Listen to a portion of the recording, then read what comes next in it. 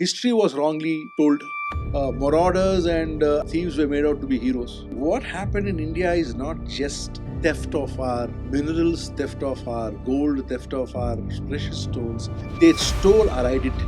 The descendants of the Mughal dynasty today are in Calcutta, taking out a living by being tailors. What we are talking about in terms of very simple quantum physics today is what was talked about as Maya and Satya in those days. So the use of the word mythology in the Indian context is wrong. Religion is a social order. You should not mistake religion to be devotion to God. Where is your Vishnu? Show him to me. Humans are immortals. If you haven't punished them for what they did to Dronacharya, then why do you punish Dronacharya's son? A Maharati is defined as a person who can, by himself, fight 270,000 soldiers. Background is like me, but his motivations are not my motivations. I'm very careful about that. What I have read is a drop, and what remains to be read is an ocean. Everything that has a beginning has to have an end. So you have studied law and now you are into compliance and working at a big four, and you have written 6 books. And today you are here on my podcast, and today I want to dive into your reading and writing journey and your deep interest in mythology, and let's talk about that. So Sure. welcome to the podcast. Thank you so much for having me. It's wonderful being here and great to take part in this podcast. I've been following you for a while on YouTube, on your very famous channel, and I consider it, a privilege to be here at this podcast. So, looking forward to a great conversation. Awesome, thank you. So you grew up in Chennai and you belong to Andhra Pradesh. So how have these places influenced your storytelling? Except for the fact that there's in every book of mine there is a little bit of there's always a Chennai sequence. Agniputra is entirely situated out of Gurgaon and Andhra Pradesh, and the village of Gudum in Agniputra is basically, and the castle in the village, which is forming the main part of the story, is actually based on my castle or my place. You have my your village. own castle? I did. It still exists? I did. No, not anymore. So Okay. I did. If it existed, you should have invited me. I would have, yeah. So if it existed, I would have. See, what happened was simply neglect. I think at that point of time, and it started falling off, and then the elders in the family decided to give it up, to sell it. There was a lot of reforms happening in those days, and we didn't want to lose out on. I wanna talk more about this whole all of the royalties. You, when you think about royalty, you feel oh, they must be super rich and everything. But there's also this part of there's a lot of heritage and there's a lot of culture you lose along the way because maybe you move away or maybe it's just not how it works anymore. How do you feel about that? So the descendants of the Mughal dynasty today are in Calcutta, eking out a living uh, by being tailors. That tells you a story by itself. A lot of the culture of this country is uh, a result of uh, a lot of encouragement for culture, for music, for poetry, for storytelling by the royalties of this country. A lot of my ancestors were engineers and architects who built bridges. They were not simply, whipping people and killing them and stuff like that. And even today, you have certain news channels coming out and saying the Bombadev Raj did this, the Bombadev Raj did that. What we lost with royalty is a lot of culture, a lot of long-standing habits.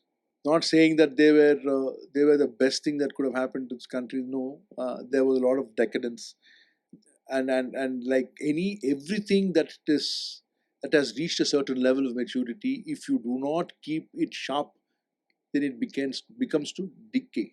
And this also decays. And even if you look at the rich of today, there are a lot of rich people who decayed, who fell.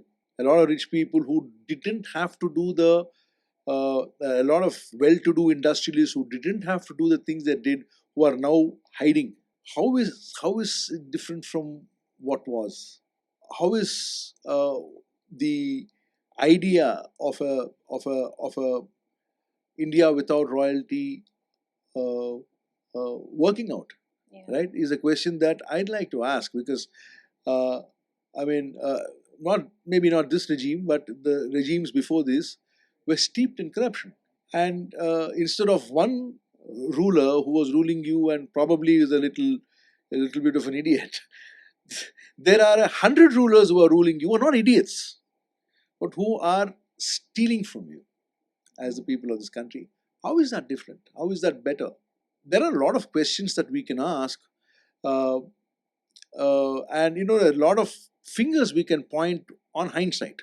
Hindsight is not a very good thing to rely on. Is that you could have done that, you could have done this. I could have written the paper better. I could have, traveled to the moon. You could have done anything. So that I could have is hindsight. Well, there are pros and cons to everything in life. That's what I would say. And yes, we just didn't lose wealth. We didn't just lose properties. We lost heritage. And what was that heritage replaced with is the question that I would like to ask, because history was wrongly told even when I was studying. Marauders and thieves were made out to be heroes to pacify a class of people. What did we gain and what did we lose? And have we lost our identity in this entire, quest for changing what we are? I mean, very sensitive topic to me, but well, I think that's as lightly as I can put it.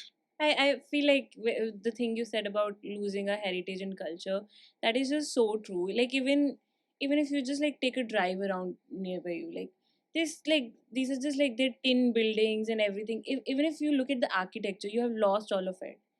And like if you look at like what was built before and what and like it starts from there where you live, place that surrounds you, and then it goes deep into like your identity, right? Like if you lose that one part, it's just like that everything you lose that. Correct. Yeah. Correct. So today, uh, someone was telling me, uh, oh, I'm in a five-star hotel. Why is the Hindi news playing? Why isn't it playing in English? And I asked the question, that's your language. Why are you saying that it should play in English? Why is English better than Hindi? Yeah. And I'm an English writing Indian author, right? But I pride myself on the diversity of my country. I mean, 1,600 languages. I just feel like this is a lot to do with our schooling and our upbringing, because like our parents, most people come from like middle class, right? They have grown to be rich or whatever. Like I come from that, and most of the times this is what you're taught. Like you're taught like English is better and stuff. And for me, what and I kind of feel like I'm also guilty of like thinking that a little bit, and then I go to another country, and then I just like that's when it hit me like when you're starved to even speak your language to somebody, like when you're just surrounded by people who do not understand your language, when you're surrounded by just all of that, and when you see how much they value their heritage, how much they value their language, and then you are not. So it's just it kind of like lights See, up a bulb in you and make you feel so terrible about yourself. what happened in India is not just theft of our minerals, theft of our gold, theft of our precious stones. They stole our identity. They stole our pride. They stole our identity. Everything comes out of identity. Pride comes out of identity, and they stole our identity into thinking that the Vedas and the Upanishads. Uh, oh, they are for olden times. They are not for your times. You don't have to know them. You have to know only this. So that's nonsense. The Vedas apply today, right? And we actually should not have given up our educational system, but we were forced to. There was somebody from the outside of this country who came here and thought that the best way to break our back is to steal our identity, and they did exactly that. So much so that today we don't know who we are. And And the only way you can go back to understanding who you are is through reading, is through understanding where you come from. And I keep saying this to my children, and I keep saying this to a lot of young people, that you need to know where you've come from. And unless you know where you've come from, you don't know where you want to go. Not where you have to go because there is no choice, but where you want to go. And where you want to go is very important for your life. Yeah. And unless you know your background and you have pride in what your people have done and what you are, right? You're lost. You're not a white man, you're not a Caucasian, you're not an African uh, uh, person. You are Indian. And And I would not even choose the word Hindustani. I would choose, you are a Bharatvanshi. This is Bharat, ancient name. It has a meaning, it means knowledge. And it's unfortunate that we, who are the forebearers of knowledge, have lost our identity. Very sad, no? Most of our generation like spends our time trying to run away from that identity, while there are people like what gets me furious is like there's so much of technology that now exists, that existed in our Veds, and we was just like, oh, these are just like stuff, we don't want to pay attention to it. Most of us, like even I was never told about Veds growing up, and not in my school, everything I just learned from my reading books. Like you learn so much about the British and everything, you don't learn much about Veds. But these are the same technologies that are being taken and then that are being like, which is our technology today, which we had in our books so long Absolutely ago, right. and it gets me See, furious. the whole point is, and that character comes in Song of the Trinity. There's a guy called Kakabashundi. I don't know if you've heard of him. Kakabashundi is uh, a man with a crow's head who has been blessed and cursed. Blessed because of his devotion to Shiva, and cursed because of his arrogance. Right? Now, Kakabashundi is a traveler. His blessing is that you will be a traveler between the universes and between what is known as the endless universes. He comes in many of the. He comes in, I think, Bhagavad Puranam. He comes in. I think he also makes an appearance in Mahabharata. He comes in a couple of other stories, uh, and he has his own unique story. When you're talking about this was somewhere around 3,000, 4,000 years ago, if not more, that we are talking about the creation of this character called Kakabashundi. Now, see what he does.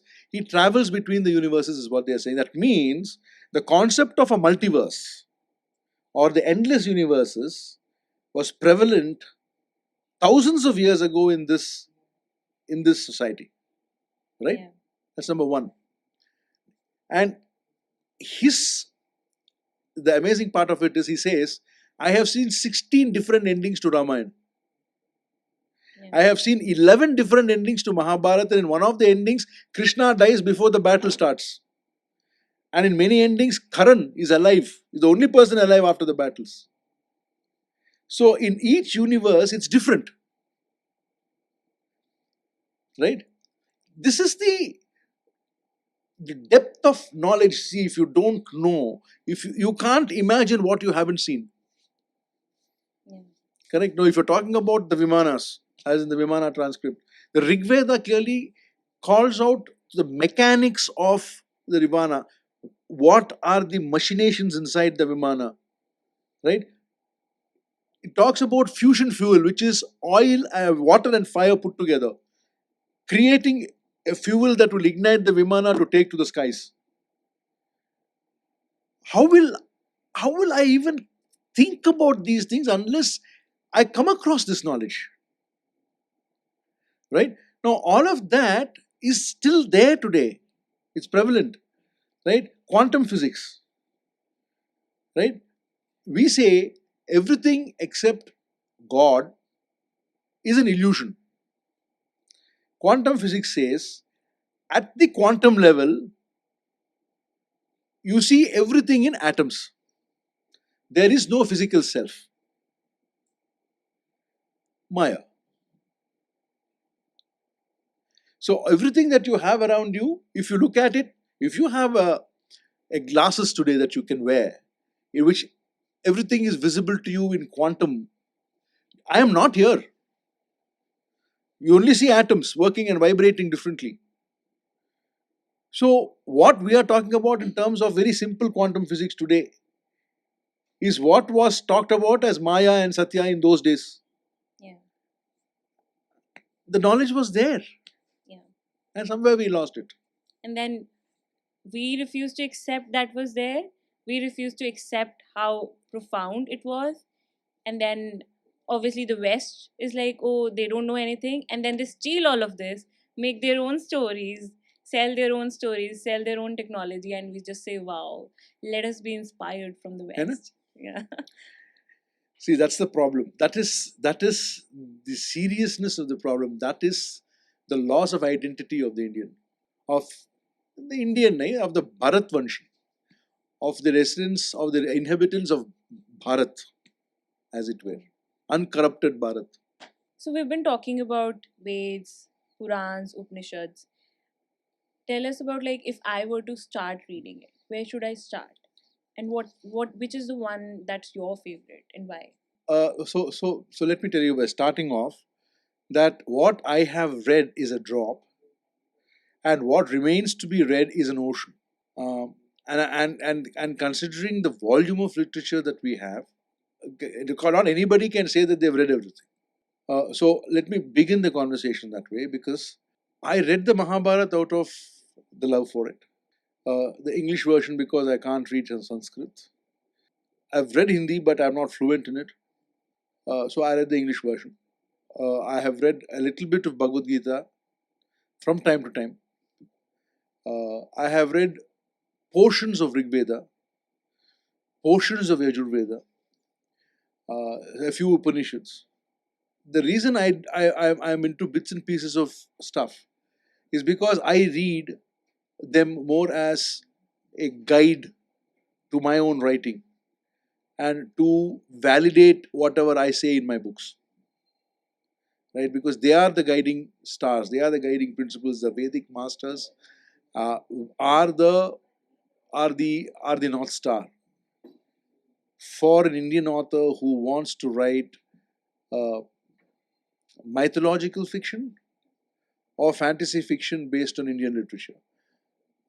The word mythology is a very funny word, and if I can add that, because because mythology applies more to Western civilization. I would call whatever we have as literature one, and literature is born out of facts, right? Whereas mythology is history without a date and time, right?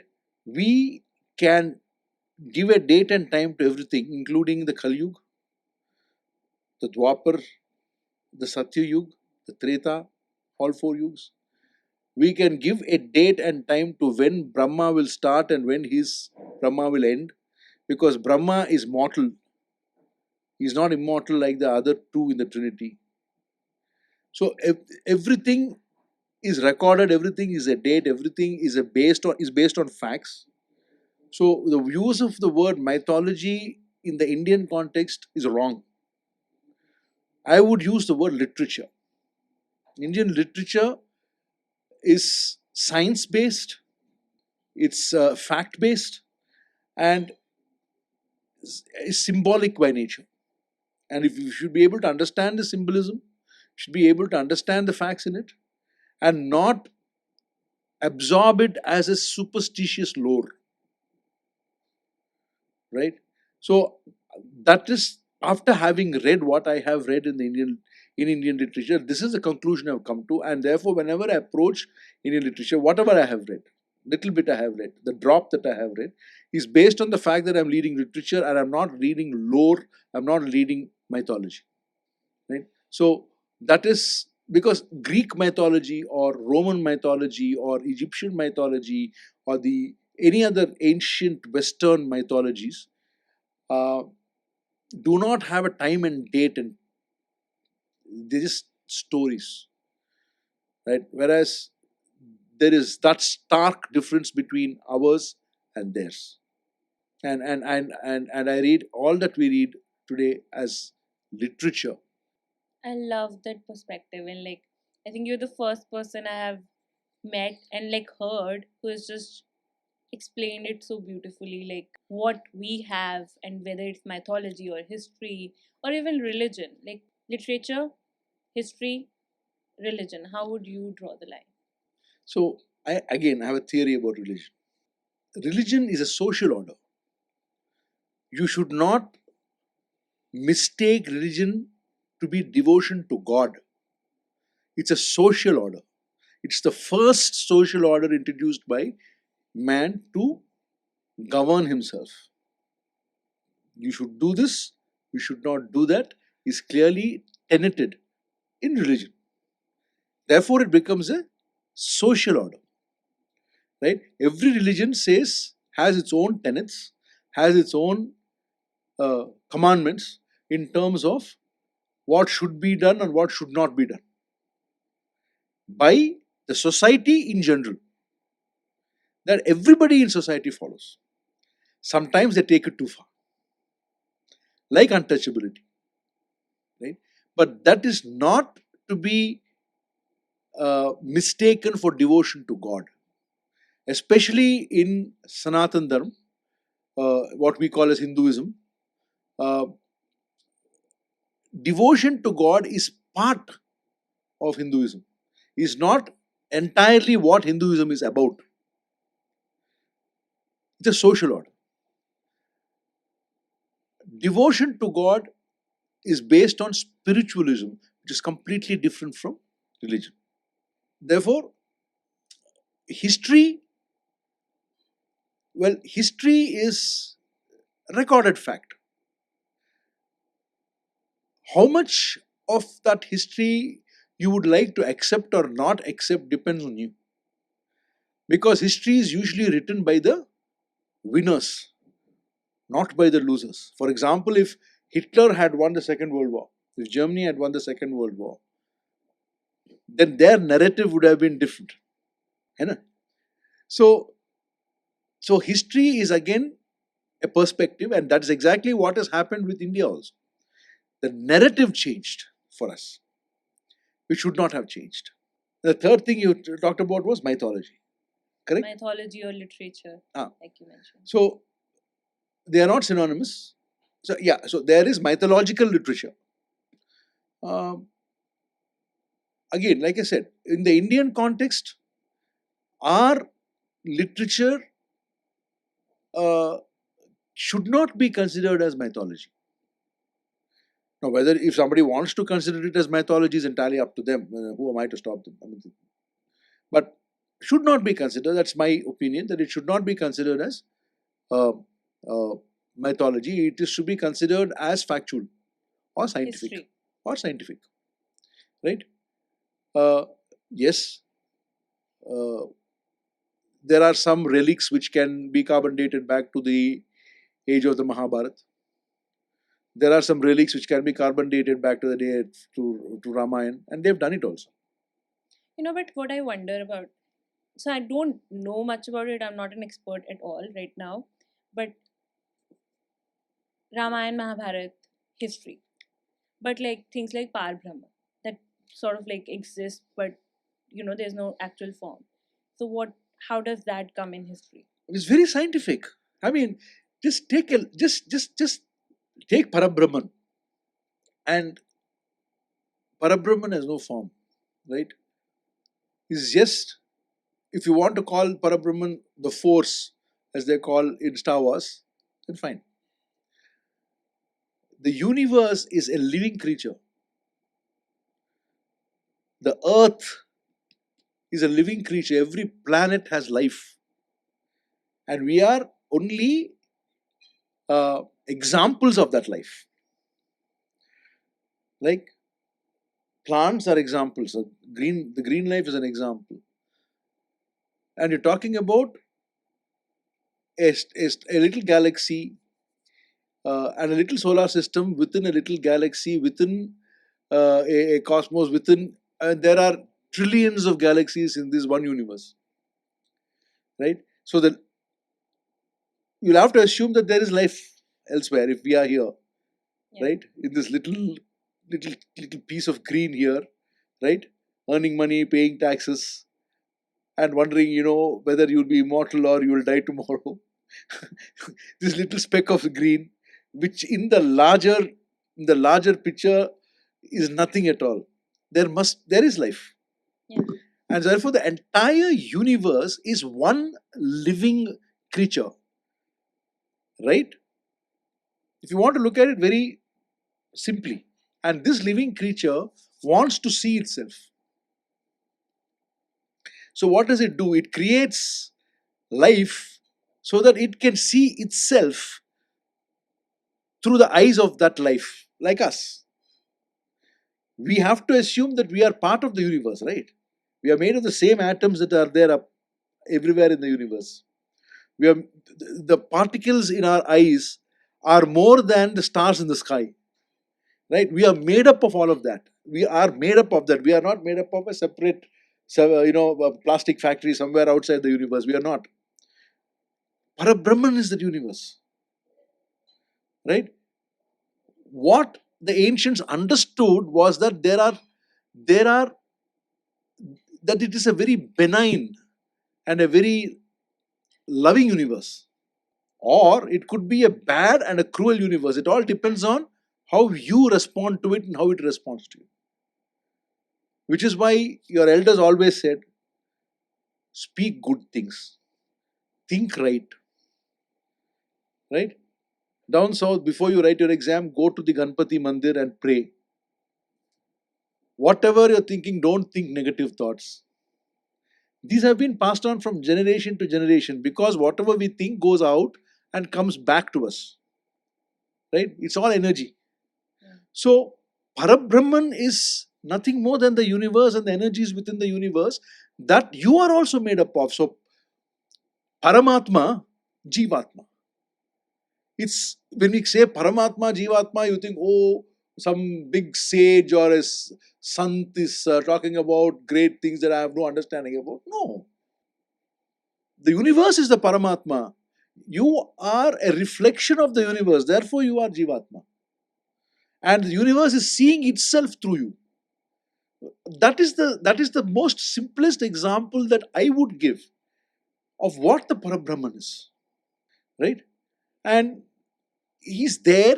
It is there. If you can, you have Hiranyakashipu saying, where is your Vishnu? Show him to me. So Prahlad says Vishnu is uh, in a pillar. He is in a blade of grass and in a speck of dust. What does it mean? It means that atoms are everywhere. I mean, if you look at it scientifically, if you want to apply the lens of science to this, that's what it means. And it's a simple way of understanding how spiritual and how scientific our culture is, and our heritage is, and our way of thinking is. When you're writing your books, we see like there's a lot of mythology in it. Is it like that you see all of these stories and you really want to tell stories with these elements in it, or is it just a choice that you have made right now and maybe you will write different kind of stories later on? I did write a different kind of story in Fear of God, which is more of a social thriller. I am attempting another social thriller now. Mhm. But I'll be very honest with you, I find it very difficult. But if you give me Indian literature, if you give me fantasy based on Indian literature, I am extremely fluent with it.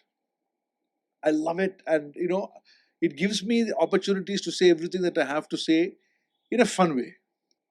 So, would I want to completely shift my genre? No, I don't think I can. I don't think that I can. It's like fish out of water for me.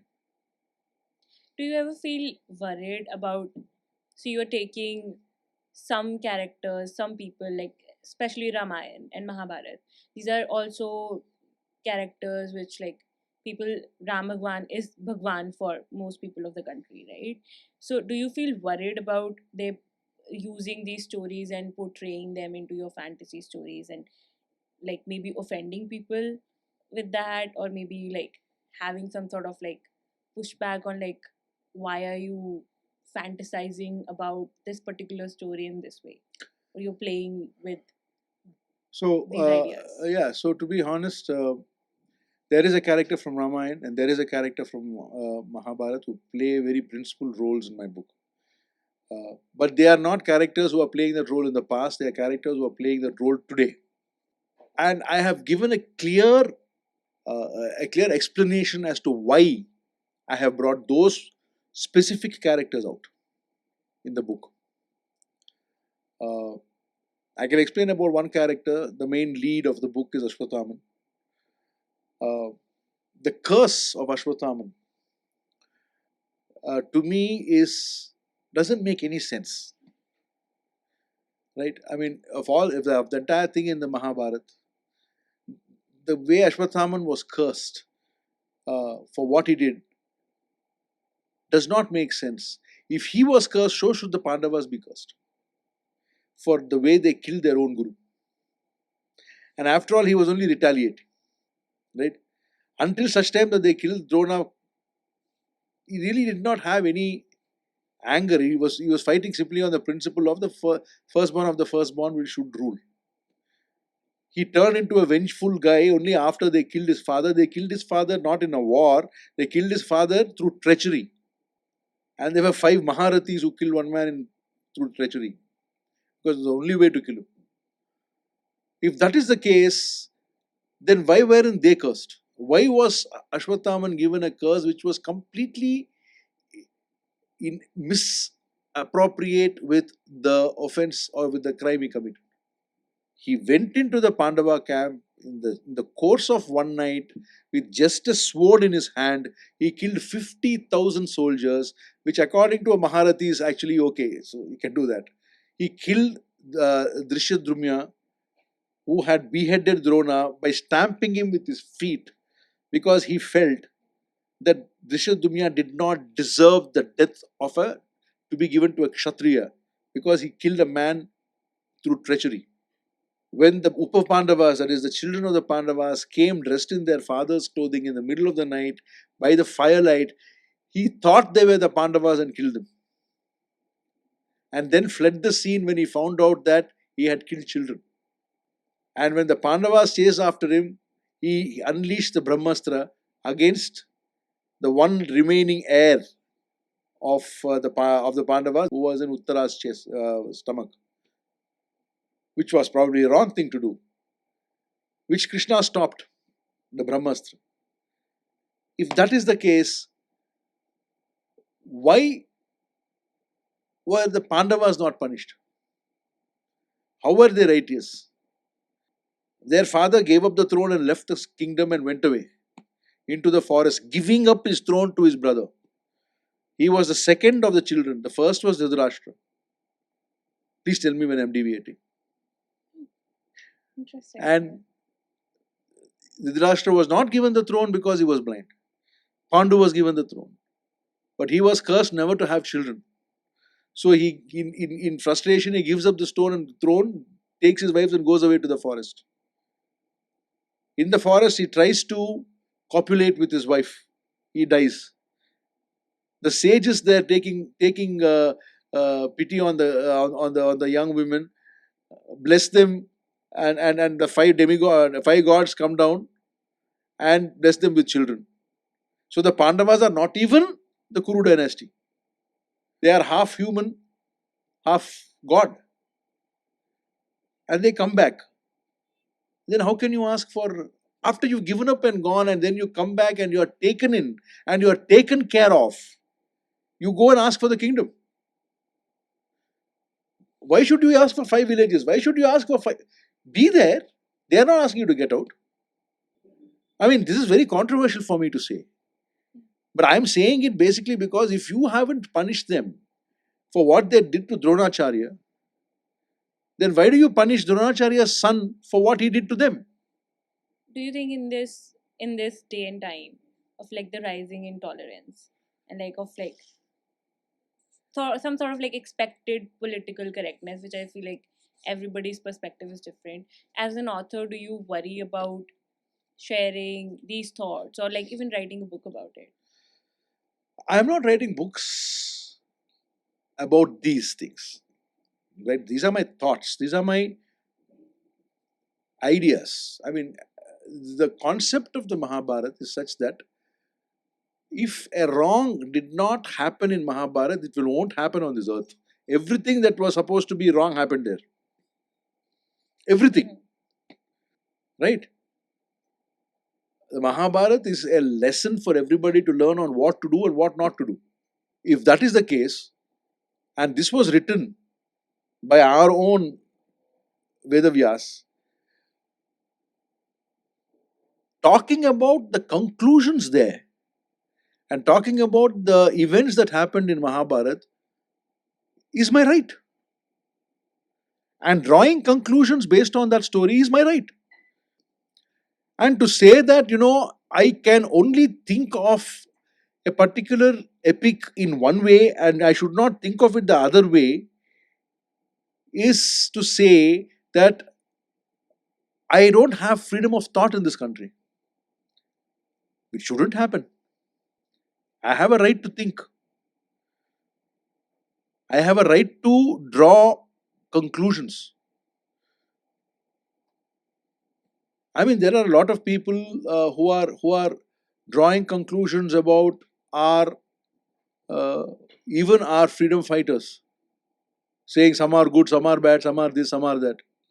I think it is the right of every Indian to who has read the epic to draw conclusions from that epic, because that epic tells you what is life, what is correct, what is wrong. I mean, there's a lot of hunting that happens in Mahabharata, and every bad thing that happens is around a hunting incident. So, which also means that the epic is telling you, please don't kill animals. Yeah. That is one conclusion you can draw. Yeah. So, so I think that I have a right to think or draw conclusions from the epics that have been written. They have been written in style. They have been written uh, uh, about the facts of life, about one woman having five husbands, and back in the day, not today. And I think that if that kind of liberty was there at that point of time to think and to express, the same kind of liberty should be there in our time to draw conclusions and to understand. In Song of Trinity, Ashwathama is a character who comes back, like you said, like in the future. Do you believe Ashwathama actually, like based on like Mahabharata and the stories, do you still believe like he actually exists and he's actually alive somewhere? I'd love to believe that. I'd love to believe that because that would be a great validation. But I have a theory about immortality. I'm sorry, I'm going on about my theories, but I have this theory about immortality. Humans are immortals. We are immortal. Uh, and that is very clearly called out in the Mahabharata. Your soul never dies. Your soul is beyond death. Your soul is, uh, nobody, you cannot injure your soul, right? Your soul goes out of one temporal body and into another temporal body. And that's about the soul. But there's also a scientific reality there that I'd like to point out. It's called DNA, right? Your parents pass their DNA to you. You pass your DNA to your child. Your child passes the DNA. At the DNA level, we are several generations alive. And that's where the concept of a gotra comes in. Mm. A gotra is a person carrying the same DNA strand, right? If you oversimplify it.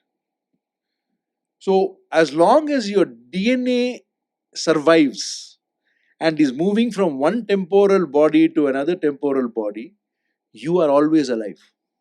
You don't die. You are alive along with your father, along with your mother, along with your ancestors, your ascendants and descendants. You will always be alive. And I think that has been very subtly called out in many of our epics, that you don't die. There is no death.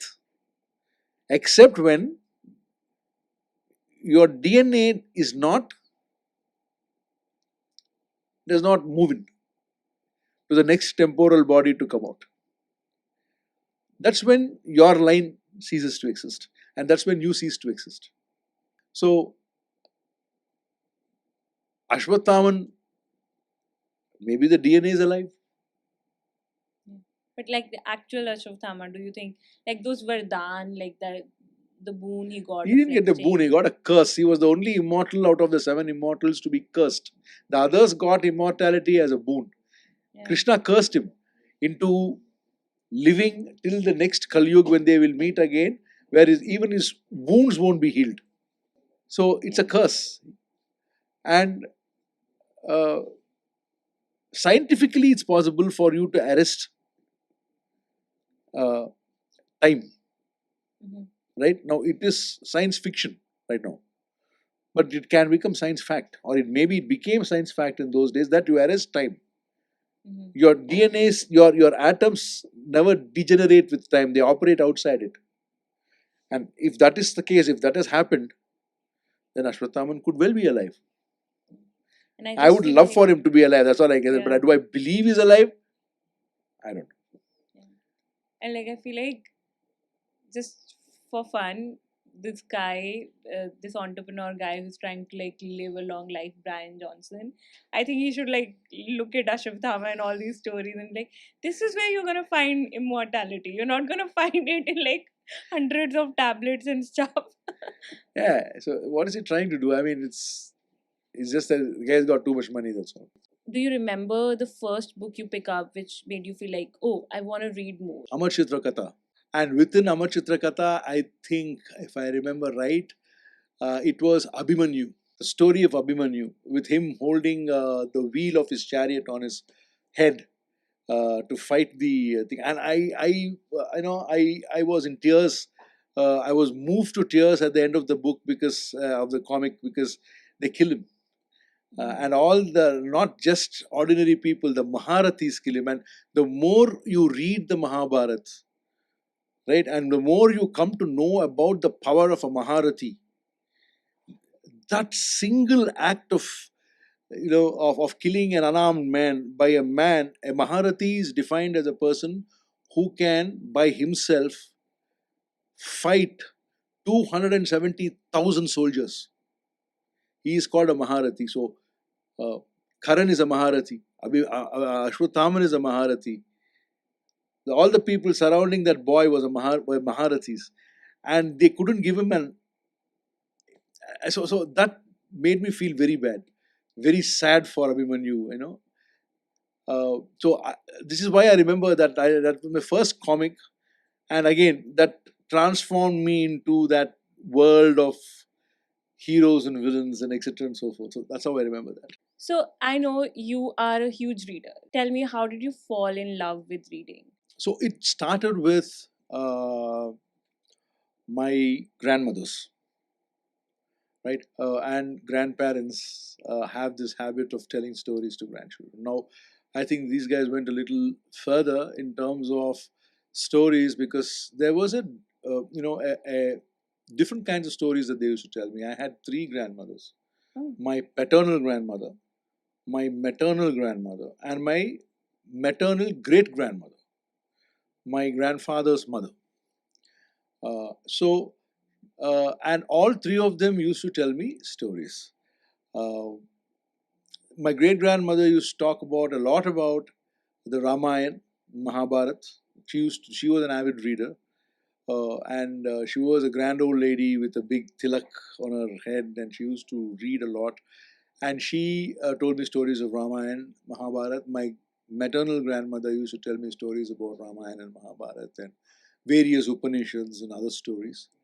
Uh, and stories about, of course, Vikramaditya, and stories about Rajboj, stories about so many of all those historic stories and wartime stories, which really got me crazy.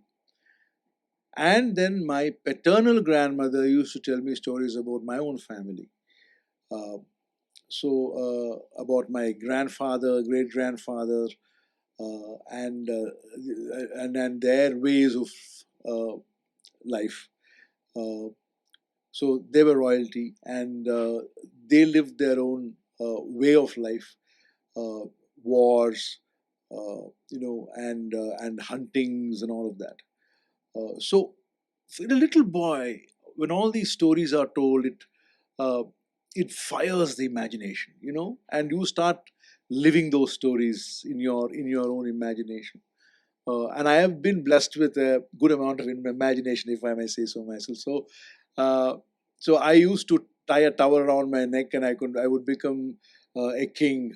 I would be My favorite at that point of time was Karna, Karan, and Ashwathaman, etc., and so forth. And or I would be Vikramaditya, or I would be the cowboys, or I would be the Red Indians, and all these stories. And then after a period of time, that moved on to Enid Blytons and Hardy Boys and Nancy Drews and stuff like that, and the books that came in there through a lending library.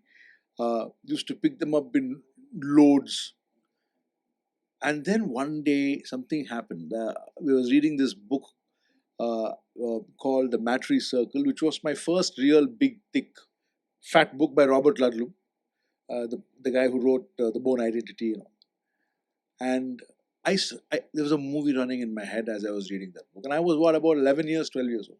And that book transformed my approach to reading books and approach to writing books.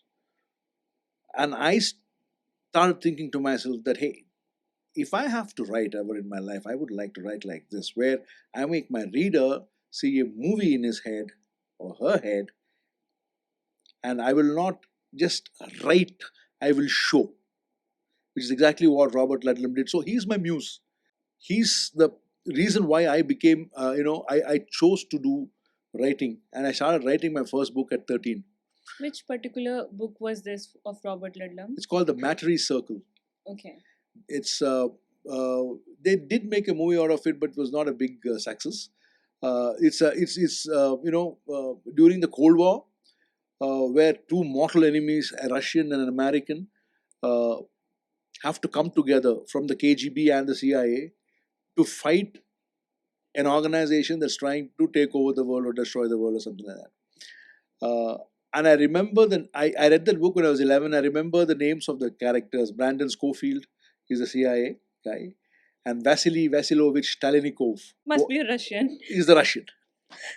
And as a commemoration to that, as a thank you to Robert Ludlum, uh,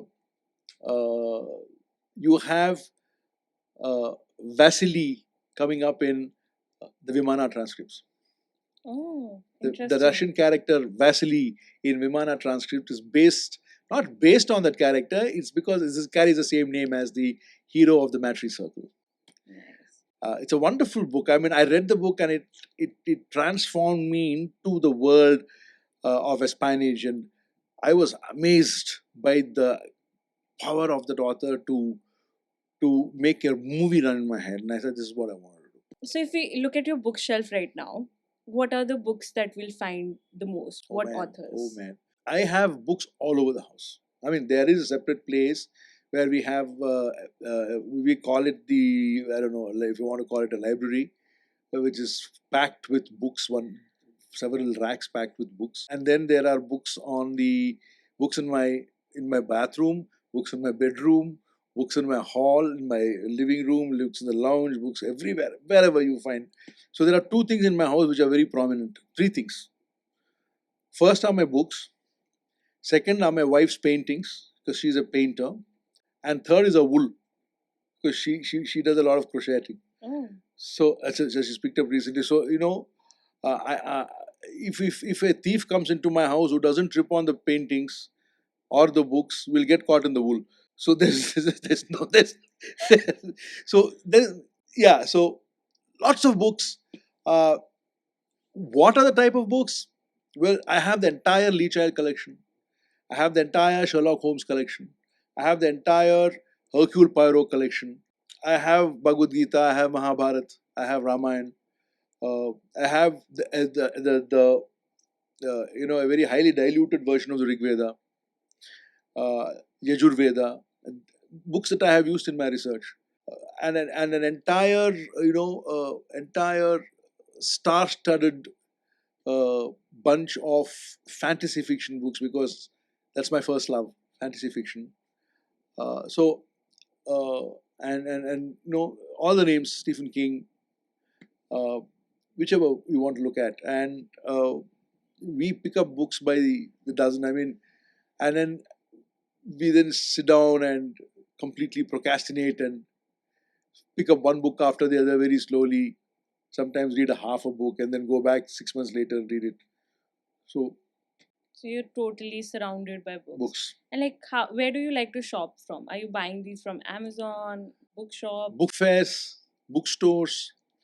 I mean, in the World Book Fair that happened recently in Delhi. I mean, I've twisted my wrist because the weight of the books was so much. Seriously, no. it really hurts my wrist because even now, and that happened in somewhere in Jan or Feb, right? And because I was carrying books on both my hands and huge, sacks of books. So book fair is a good deal, and then stores, whichever store I come across a bookstore in any mall, wherever, I can't help go in there, and if I go in there, I have to pick up a book. Airports is a big area for me to pick up books.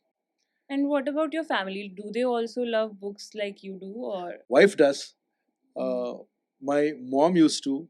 She was crazy about, and yeah. So I was growing up, my mom had a library of her own.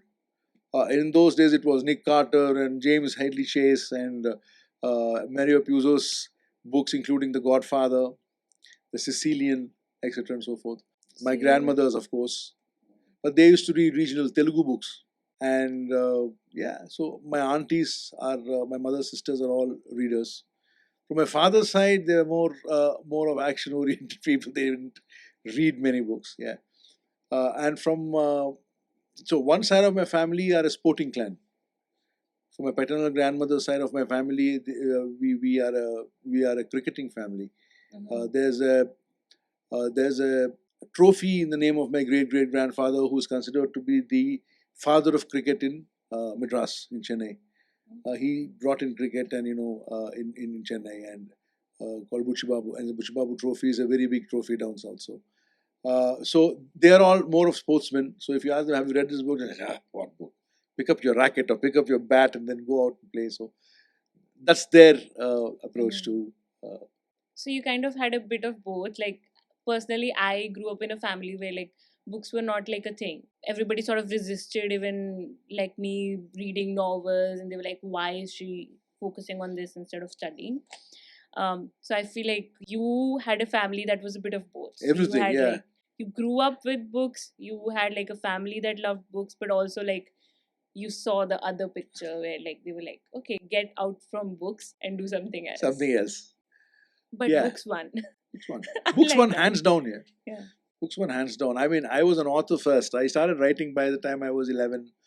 I started writing poetry, very small verses. And then after Robert Ludlum and Matrix Circle, I attempted my first book. At the age of 13, I started Agniputra.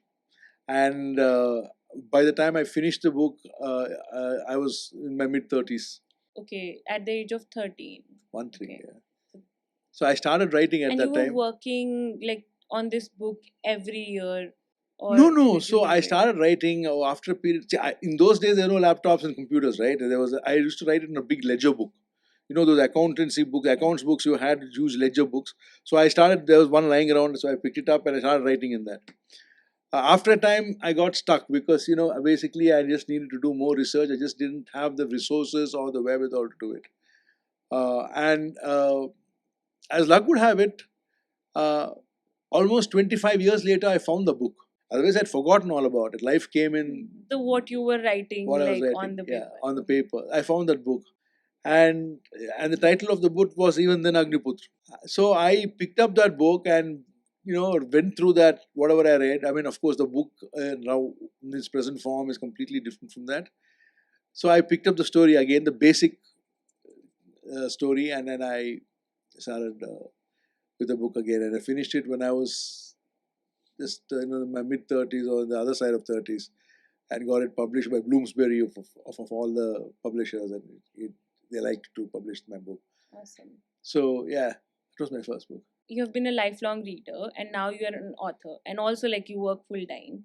So I wonder if you still read for for the love of reading, if you're still reading your Poirot's and Robert Ludlums, or if you're just reading for research. Whenever I can find the time. So how do you balance that? Like, this is for my research, this is for my just love for reading. My research is very intuitive. My research is, I don't research first and then write the book. I have an idea in my mind about what the storyline would be, the tagline would be, and I know what the ending should be.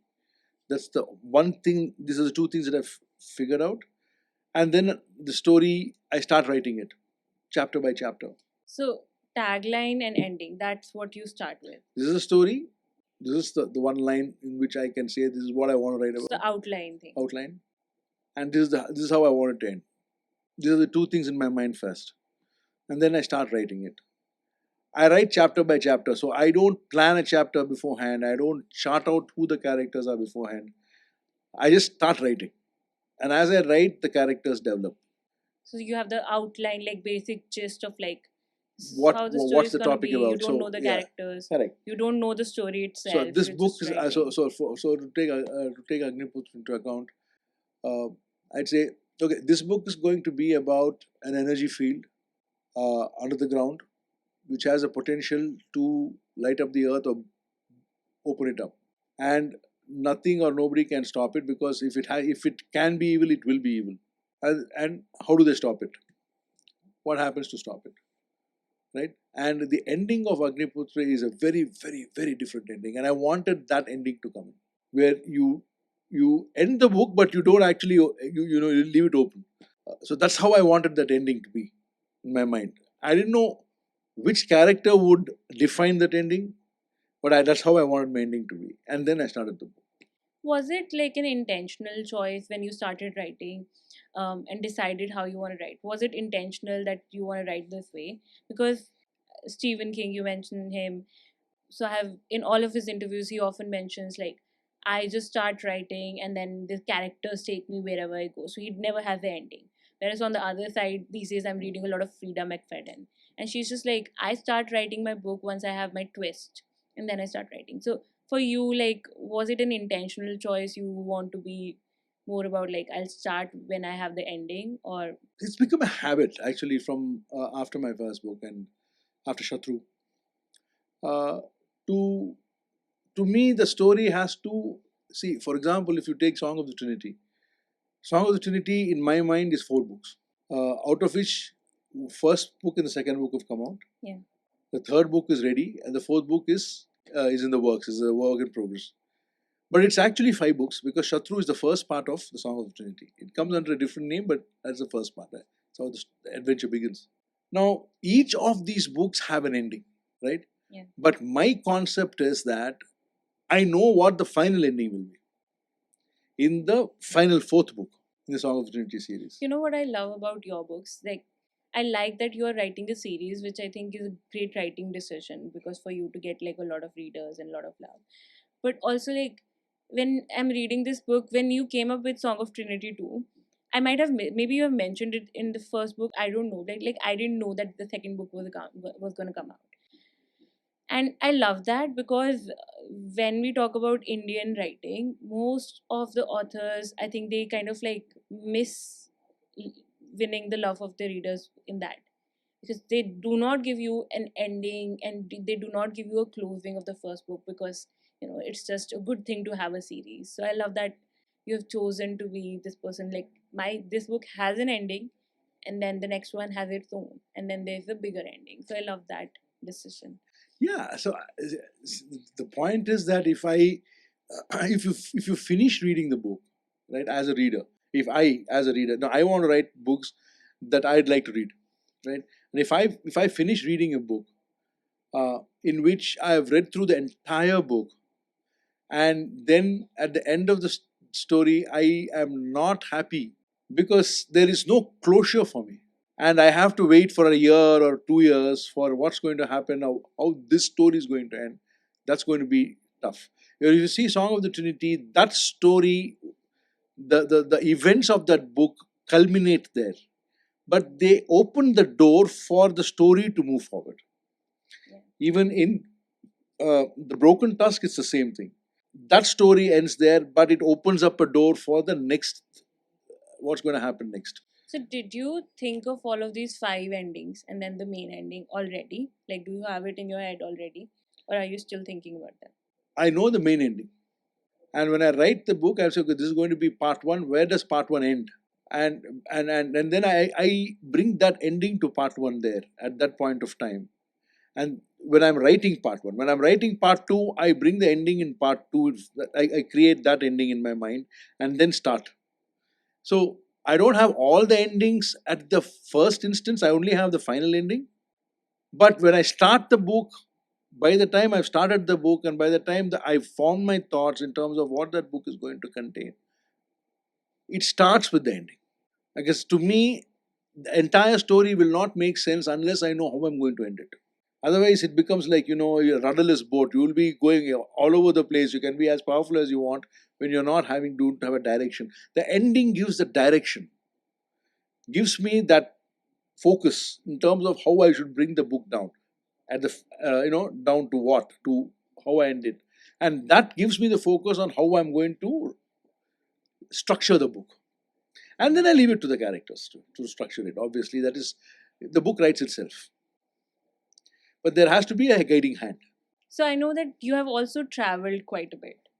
Are there some places that you have loved traveling to and that have inspired your writing? So in Shatru, there is one action sequence that happens in a Starbucks, uh, outside a Starbucks or inside a Starbucks in Manhattan.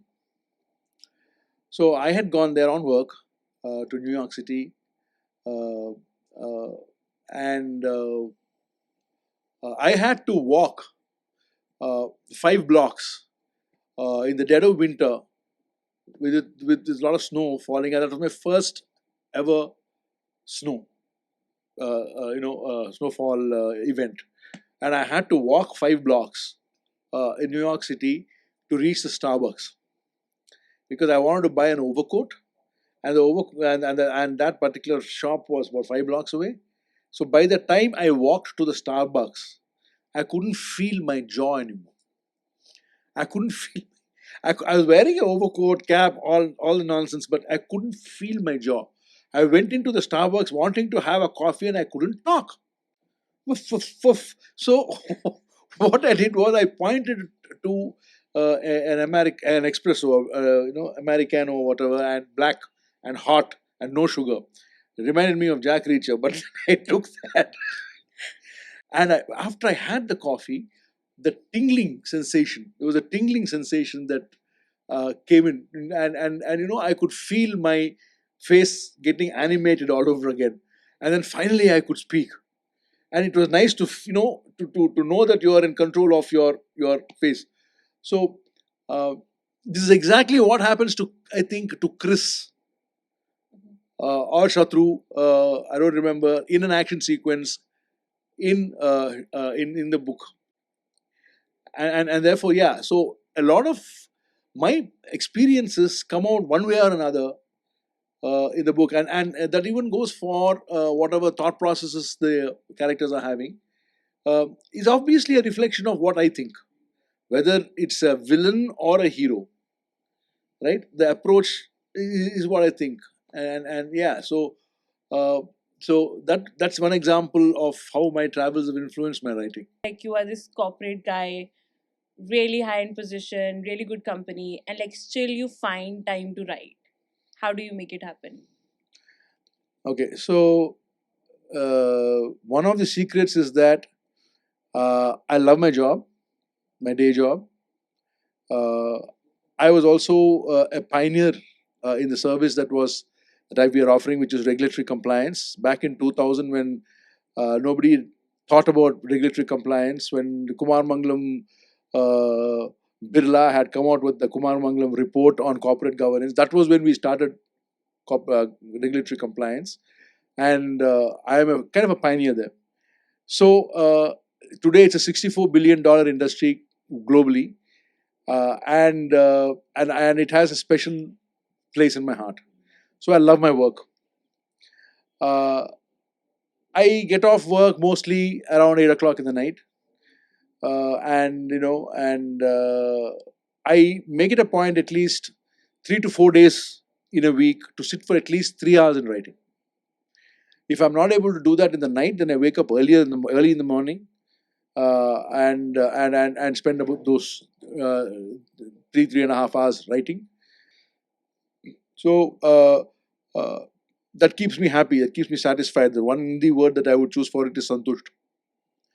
So so that's how I balance. But also I travel on work, and when I'm traveling, I go. I write in airports. I write in airplanes. I write in hotel rooms whenever I have the time. And I have this, this switch that I can zone in anytime into the book that I am writing right currently.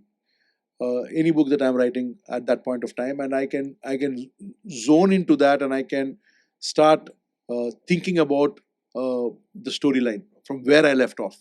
So I don't need a zoning session, so to speak, about to start writing, which is actually, I consider that to be a bit of a luck for me. Blessing, A actually. blessing, actually. Yeah. And how does like your output looks like if you are writing for 3 hours a week? How many words do you get? 3 hours a day at least for 4 days a week. Okay.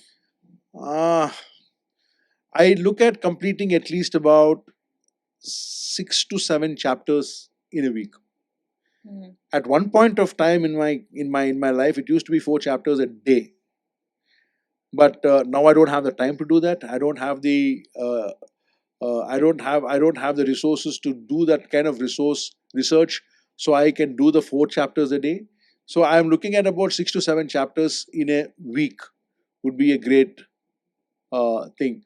So earlier I used to finish my first draft in 3 months. Now it almost takes me a year, because my books are close to around 40-50 chapters, around 82,000 to 92,000 words, and which means after the editing, if it's 92,000, it touches 100,000 words. Then I have to sit down and edit it. So that's a lot of time that I have to take to complete the book. Do people at your work know about your writing? Oh yes, everybody knows about my writing. Yeah. Does that come My up in writing client meetings? most of the times when I finished my introduction, whoever is with me, my other partners, my boss, would jump in and say, "Hey, there's something that Sai has not mentioned to you. He's an author. He's written 6 books." And then somebody at the client end, who is almost always a reader, says, "Which?" And then I had somebody who I was talking to the other day, and so when they said, he writes books, and she said, you're that Vadhan," which is Wow. which was like a pat on the back for me. I felt good. So they had read your book? Yeah. Wow. Which one? I really don't know. I didn't, it's not proper for me to go and ask in a official meeting which book you read and all that. Yeah, But though that person said that, hey, one of these days when you're coming, let me know. I get the book. You can sign it for me. I said, okay. Wow, amazing. That's one way to win clients. They both see. Basically, my writing doesn't interfere with my day job, my work, and my work doesn't interfere with my writing. Being a lawyer, having an experience in regulatory compliance and in litigation, a lot of times people ask me, why don't you write a legal thriller? And the answer is, I do have a manuscript, which is a kind of a legal thriller, and I'm just working on it, and I'm sure that Fear of God had a lot of court scenes in it, And I think that this will come out in a while. Yeah. I do think India needs a lot of that. Have you read like Vish Dhamicha? I have read a couple of books. Yes. I think like he's the only guy who's doing legal thrillers, Correct. and we need more because it's just so much to explore in that realm. Correct. So we would Yes. love to see a legal thriller from you as well. My comfort zone, not comfort zone, my area of expertise or area of love in writing is fantasy based on Indian literature. So I kind of veer towards that, but I would love to write a legal thriller just for the variety of it. When writing, what is more important to you, the story or the characters? There is no story without the characters. There cannot be a story without the characters. Can you remember every Sherlock Holmes story you've read? I don't think the answer is yes. Every Hercule Poirot, every Miss Marple, every Lee Child, Jack Reacher, you don't. You remember the characters though. The character is, you see the story through the eyes of the character. Whether if it's a villain, through the eyes of the villain, you either laugh with the character or laugh at a character. You get angry with the character or at a character. You feel sympathetic to a character or feel pity for a character. So it's about the feelings in the reader is invoked not by the story but by the characters. So they are, to me, the most important part of a book, any story. I mean, what is Mahabharat without the characters in it? Yeah. I mean, if you want to take that as an epic, I mean, right? What is John Milton's Paradise Lost without Satan in it? Yeah. Satan's the main character of Paradise Lost. The book is about Satan falling from grace. Uh, so the character drives the story. Other than the Indian literature that you read for research and out of just sheer passion that you have for Indian literature, are there any like modern fiction books or authors you are following? I follow Lee Child. My all-time favorites, let me tell you. My all-time favorites are Robert Ludlum, uh, Dinar Coons in the horror thriller category. He's a brilliant writer, in my opinion. Uh, Russell Kirkpatrick in the fantasy sector. Uh, J.R.R. Tolkien, uh, R.R. Martin, of course, the Harry Potter series. Uh, then I have Stephen King, all-time favorite. I mean, that man is beyond brilliant. What's your favorite Stephen King? Oh, mine is the Gunslinger series. Oh, okay. The entire 7 books he wrote on the Gunslinger series. They're not really horror. They are fantasy, which is why I like it. And of course, I like every one of his. I like Carrie. I like Cujo, Mr. Mercedes, anything. I mean, yeah. So 2 of his books stand out. One is this series. Three of his books really stand out for me. One is the Gunslinger series. Uh, the second is a book called The Stand, Yeah, the Apocalypse one. Apocalypse one, and third is It. Mm-hmm. It is a fabulous piece of fiction, and of course, Carrie is what made him. Cujo is what made him. So I mean, from a school teacher to Yeah. what he is today, and Lee Child. Oh man, just for the sake of that man's writing style. What's the Lee Child book you would recommend if you were to recommend one? See, to me, Jack Reacher as a character is amazing. So, the best that I can think of uh, is I think the Persuader, which was also a series that the third series that came out, Reacher's third series that came out on Amazon Prime. Okay. is the Persuader, and I think that's one of the best Reacher movies Reacher books that I liked. One Shot is a fabulous piece of writing. Though lately, after Andrew Child came in, I mean, not to say anything wrong, but I found only one of his books to be interesting. But the earlier ones, the first 15 books, I'd recommend every one of them. And in your book Agniputra, like one of the characters is a lawyer. How much of him is based on you? And I feel like you started writing it before you became a lawyer, right? So how did that So no, work? the character of Raghuram Surya was a little different when I first wrote him when I was 13 years old. At that time, he was a pure play landlord, a feudal landlord. But then the lawyer in him came out because of the lawyer in me. Uh, Otherwise, I don't think there is a little bit of a connect in terms of uh,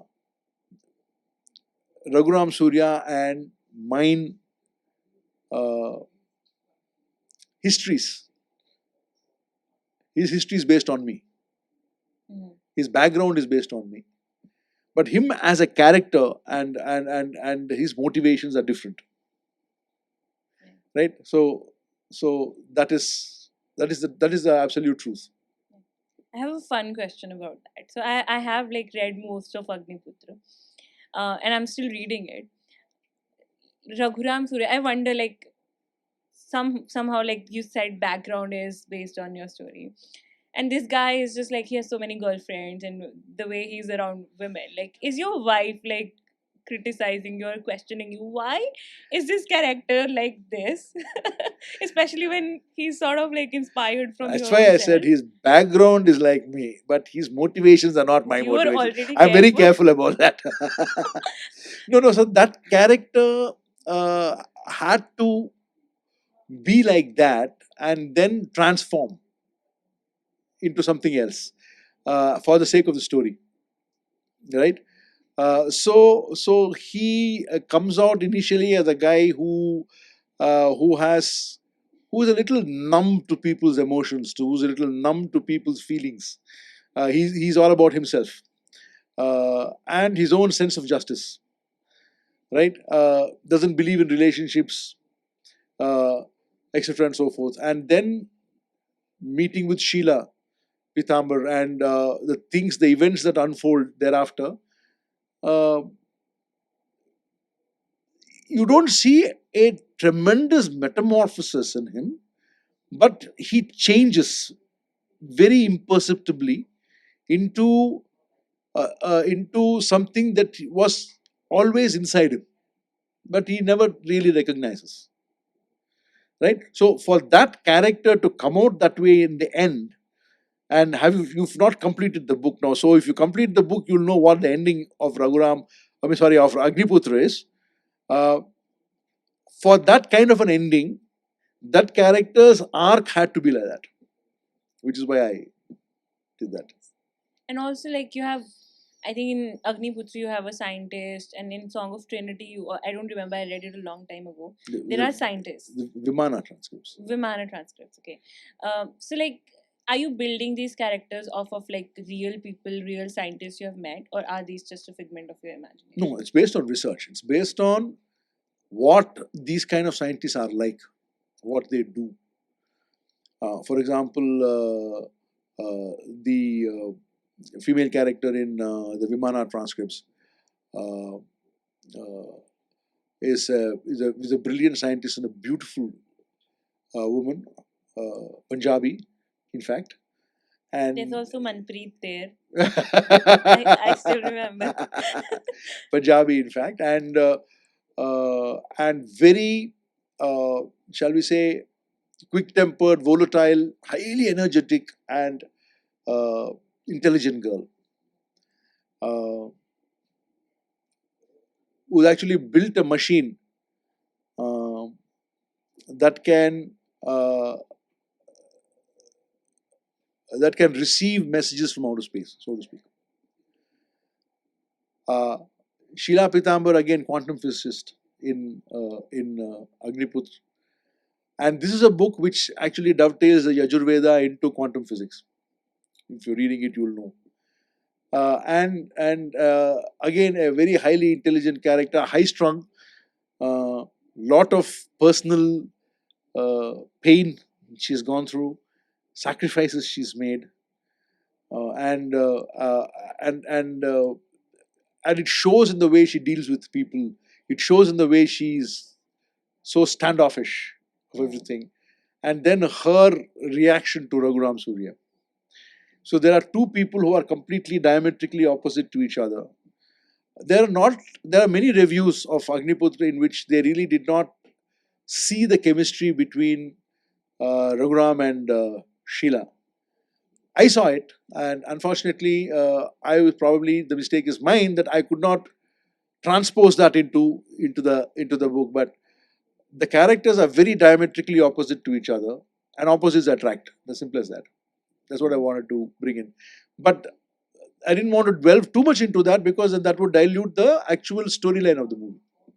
Yeah, I feel like about Sheila's standoffishness, I think of that scene when she goes into that minister's office and like she's talking like that to the assistant. I'm just like, Secret. how much is that possible in real life? Because these people Oh are yes, it is dangerous possible. and they get offended, no? No, Yeah. and not caring. See, the whole point with Sheila is that she didn't care. Yeah. She said that you want me, I don't want to. I don't want to be here, Yeah. right? And there are people who are like that, Yeah. and who actually face off the bureaucrats. And she tells the assistant also, you are a political appointment. You are not a civil servant. I don't have to bow to you. Get lost. And ultimately, that guy gets scowled down. So, and that is the stand she takes. She's lost everything that she needs to lose. No, what else is there? Yeah. She could take that risk. Yeah, And also that confidence. Yeah. recklessness more like, but yeah. Yeah. I think you have told me already, like you are a person who's like humor is important to you in your own life. So I see that even in your books, I see how that comes out. And like it's just funny. And like the best one I saw was like that burnt like a forgotten dosa in one of your books. I wonder if there's some Song of the story Trinity. about it. Song of the Trinity, where the rap sage sings one of his weird rap songs to the storm god, to Disehu. Yeah. Burnt like a burnt dosa, because that guy is half burnt. The storm gods are, according to the epics, real. The storm gods are, and their story is a very different story. Beautiful story, in fact. Uh, so, uh, so the rap sage, yeah. So to me, I think I have to thank the rap sage, because if not for him, the Song of the Trinity series will be without much humor. So you need characters with humor. Him and Chris, these are the two characters in like Song of the Trinity who actually kind of lighten up the whole thing. In your books, there's this theme about some evil rising, or like the world is about to end because of some like Yeah, evil coming from space or End of the something. world books, yeah. So do you really think like do you really believe that could happen? Like is it something you believe, or is it just you think like it's fun to fantasize about? I I'm don't just know if asking it you is. if you're I don't know against if it is believer. fun to fantasize about the end of all things, but see, everything that has a beginning has to have an end, right? And the end has to have a name. And at the beginning of the second part in the Broken Trust, I say that maybe the end of every beginning has to have an end, and the end has to have a name. And in this case, the name of that end is called Kali. He's called Kali. Kali is the end of Kali Yuga. In the Vimana transcripts also, it is end of the world, because there is and there is ample evidence to show that there can be a meteoroid shower that can destroy the planet. Yeah. There has been evidence of meteors and comets having hit the Earth. In fact, there is a theory that the moon was part of the Earth, which was shattered during one such impact and became a satellite of the planet. I haven't heard that. Yeah. Nice. So that's theory. I mean, if you can research on that, it's there. So end of times can be at any time. I mean, can be your end, it can be the end of the world, it can be the end of the universe, and the Song of the Trinity is about that. You like you have Kali in the book, who's like this evil, and like there are multiple books that at least I have read, like where like there's some sort of like imagination of Kali. Why do you think, like, why do you choose Kali? Like, is there some significance to this choice as the evil? It's just Kali Yuga. I mean, we are every So it's time we like say Kali Yuga, Kali we are ka calling his Kali. name out. Okay. One, two is that, see, listen, every faith has an end of time, end of the days thing. The guy, biblically, it is the end of days, when Satan comes out of his breaks out of hell. So many faiths have many such end of times stories. Our end of time story for is that there is no end to us. We go back to the Satya Yuga. It's a cycle. There is no end. Yeah. But every yuga ends, right? And Kali Yuga has the most dramatic and violent ending according to our stories, where everything is destroyed. Yeah.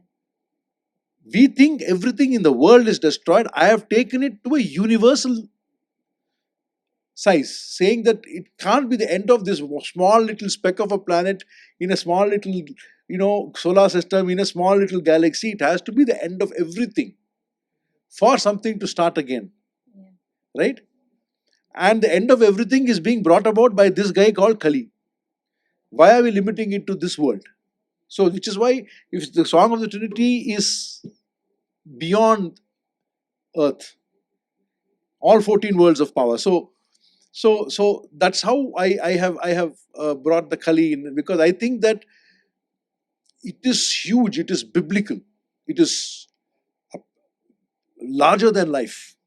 That this guy is actually standing off Parabrahman himself, and makes for a good story. At the end of the day, it makes for a good story. Yeah. Concluding is the only thing that I hadn't thought of. But yes, but then it was wonderful having you here and just talking about your books, and also like to talk about Indian literature with that much of passion. It was wonderful having you here. So thank you so much. It was a pleasure. I've talked about everything that I'm passionate about.